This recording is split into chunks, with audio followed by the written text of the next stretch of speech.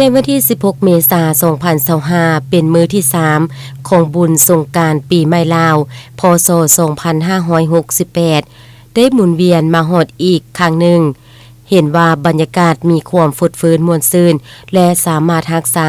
กิจกรรมทางศาสนาและวัฒนธรรมของพ่อแม่ประชาชนได้คือกับทุกๆปี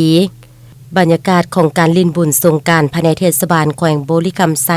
ในมื้อที่ 3 แม่นเต็มไปด้วยความเบิกบานม่วนซื่น ถึงสภาพอากาศร้อนอบอ้าวแต่อยู่ตามเส้นทางหลวง ทางห้อม ฝูงชนได้ออกมาหดน้ำมวลชนที่สัญจรไปมา เพิ่มความสุ่มซื่น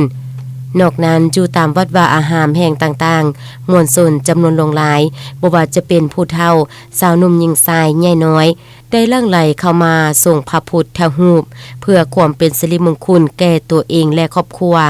นอกนั้นยังเป็นการรักษาวัฒนธรรมฮิตของประเพณีอันดีงามของศาสตร์ที่บรรพบุรุษของเฮาได้ปฏิบัติมาแต่บูรณาการไว้ให้คงอยู่กับศาสตร์ลาวตลอดไป